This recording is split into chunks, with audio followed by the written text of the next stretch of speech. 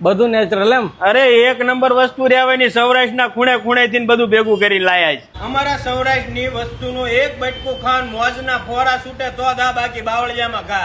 જે કુલબાઇટ પેલા પરીખ હોસ્પિટલની સામેના કોમ્પ્લેક્સમાં હતું ને, હવે એની જગ્યા બદલાઈ ગઈ છે.